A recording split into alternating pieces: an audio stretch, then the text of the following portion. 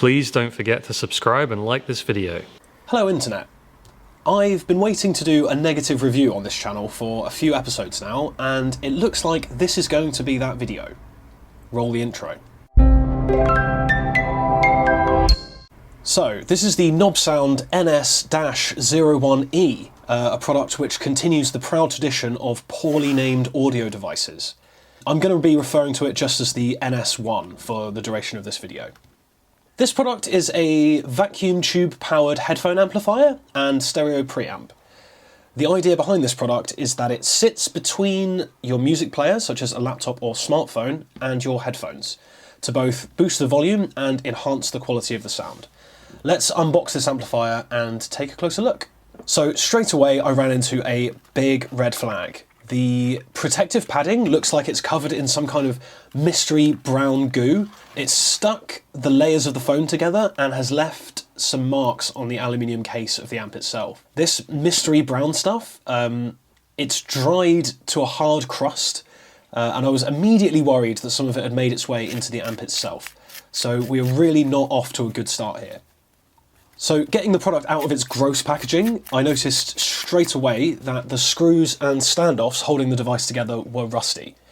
I don't mean that there was just a little bit of surface rust. I could probably overlook that, especially at this price point. I mean that the hardware was completely rusty. The screws on top and bottom, the standoffs, and the screws holding the acrylic discs down were completely covered in oxidation.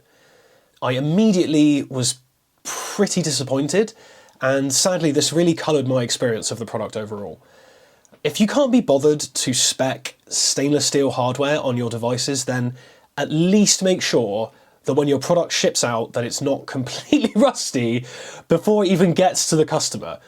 Of course, all of this is going on next to a prominent quality control sticker, which I actually find quite funny. So putting the rusty hardware aside for 1 minute, let's look at the general build quality, and again, it's really not good news.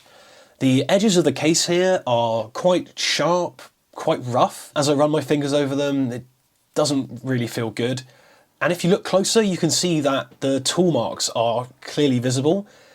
Additionally, there's a small gouge in the red plastic power button located on the rear of the device, which means basically whichever direction you view the device from, you can see some kind of cosmetic issue, which really just cheapens the whole user experience and is really not a good look for Nobsound. Finally, after playing with this thing for a while, I noticed that the amp actually exhibits a loud rattling sound if you give it a little shake, which might be my least favourite thing about it. Now, all of that said, this is not a high-end product.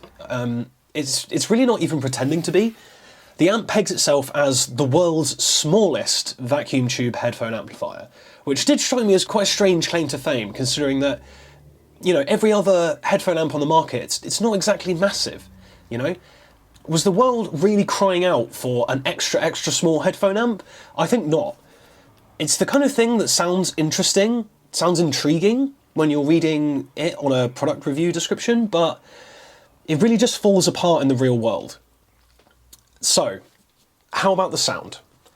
Did the NS1 actually add anything to my music? Did it change the sound overall? The answer to that actually was a resounding yes, but not in a good way. I tested the NS1 with a range of headphones. I used some Philips SHL 3300s, some Audio-Technica M50s, and finally some Final Audio Sonorous 3s. And across the board, I found that in the best case scenario, my music basically sounded the same, and in the worst case scenario, it sounded quite a bit worse. I mostly listen to guitar music, I like jazz, I like 60s and 70s pop, blues music, folk music, and I found listening through the NS1 made my tracks sound quite muddy, with a little bit less clarity, less sparkle on the high end, and it wasn't really a good experience.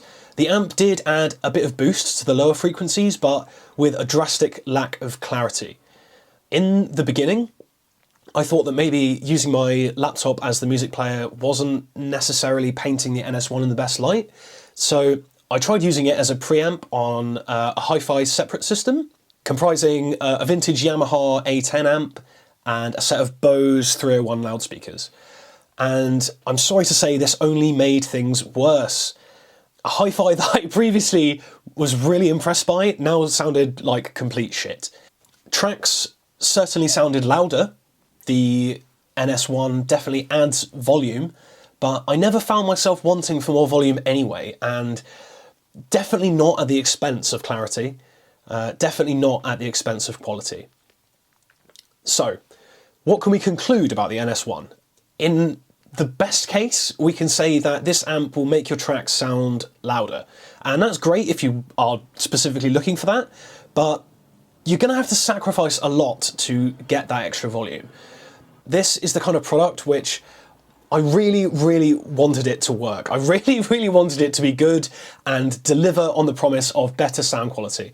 And I was just left so disappointed. Strangely, I've seen this amp available online at quite a wide variety of different price points. I picked this up for $30, including shipping, from an online vendor, but I've seen it listed for as much as $70, which is absolutely crazy considering how low the quality is here. Now, we recently featured another lame product on the channel, the viral Galaxy light, link in the card above, and at the end of that video we ended up destroying it with a hammer. So in an effort to achieve some kind of catharsis with this amp, I basically decided to give it the same fate. That was our review of the Nobsound NS-01E. If you like the video, please consider subscribing to the channel. We put out 2 videos every week. We sometimes smash things with hammers, but the general idea behind the show is to be a place where we talk about interesting, strange, or weird products from around the internet. See you next time. This video was brought to you by DeadeyeClub.com, makers of the Wishbone EDC slingshot.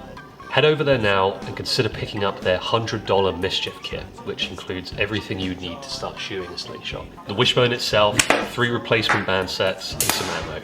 It's the most fun you can have for $100 and you'll be supporting the channel.